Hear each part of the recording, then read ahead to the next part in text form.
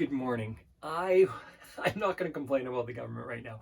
What I'm going to do is explain a bit of a story that I'm working on right now, and then talk about why you can be more efficient than the government. Again, it's not a complaint about the government. It's talking about how you can be a little bit better and more efficient. I'm in the process right now of filling a commercial office building, and we're trying to get government tenants because they're fantastic tenants. They often sign long leases, they pay their bills on time, everything works out really well. So I'm compiling this list. I'm in the process of compiling a list, and in doing so, I'm looking at every single employee of an entire provincial government. And it's fascinating. There are so many people. Governments are so inefficient. And again, this is not a complaint. It's not a complaint. So in the process of doing this, I was thinking about real estate and thinking about people. They were talking about RSPs, they were talking about TFSAs. And I was thinking to myself, most people don't realize what RSPs are for. RSPs were created by a government that is inefficient and doesn't necessarily know about investing in order to help supplement pensions on some level. It was a supplemental program. It wasn't to replace pensions. It wasn't to be able to help people retire in luxury. That wasn't the purpose of it. And when you understand the purpose of it, what you can start to do is understand that RSPs are for people who are planning. RSPs are for people who are planning to retire poor. That's what they're designed for. If you think about this, this is the way it works. You receive money, and before taxes, you can put this into an RSP. Now it sits there and it gains slowly. I don't know what you're used to. A lot of people I talk to are used to kind of 2, 3, 4% rates of return if they're lucky, long term. And then at the end, so you're putting money into RSPs when your taxable income is fairly high during your working years, and then when your taxable income is fairly low in your retirement years, you pull some of this out. And when you're still taxed on it, but it's later on, and when you're taxed on it, you're taxed at a lower rate because you're not making any money. Well, for me, I go, come on, you can do so many better things with RSPs. And by the way, I would encourage people to invest in TFSAs rather than RSPs. RSPs are for people who want to retire poor. I'll give you an example of what I would plan on doing for myself and my own family.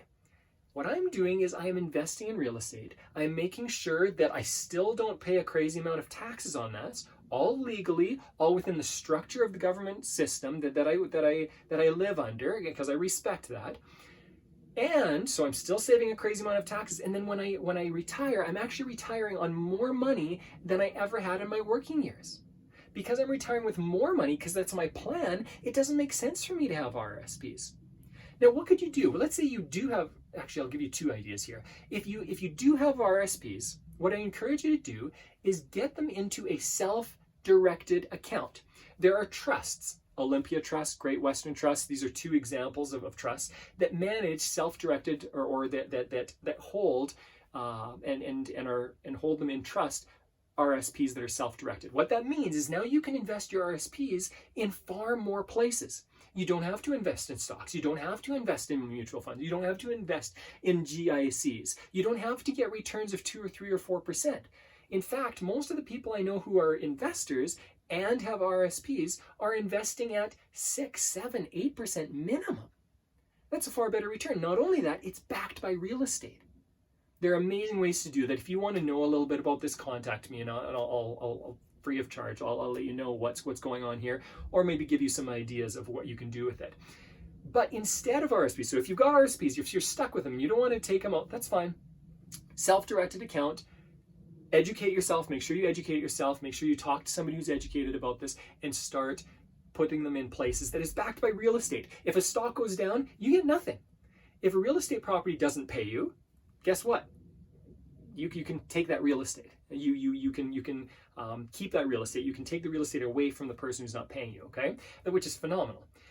If you don't have RSPs and you're thinking about them, what I'd encourage you to do is instead put your money into a TFSA, a tax-free savings account. The maximum is, I think it's around $65,000 right now per person. It's an amazing amount of money, and you can use these in the same ways. You can self-direct them, you can invest them, but now when you pull out, you can pull out anytime you want, and then reinvest that money through the TFSA and in other investments. It's amazing. You have so many options. There are so many options that we don't know about as Canadians. So for today, all I wanted to do was encourage you to think more efficiently than the government. Do things that are according to your goals. If you want to retire with more money than you have right now, then you need a different plan. Don't settle into what people are talking about just because they're talking about it. Learn, grow, become a master of money. Invest your RSPs in a self-directed way that makes sense and gives you a far better return. And back it with real estate. Back it with something that is tangible that you can fall back on if payments aren't being made, or skip it altogether. Invest in TFSAs or skip them. I mean, I highly recommend TFSAs because you can do so much with them. I'll give you a quick example with TFSAs.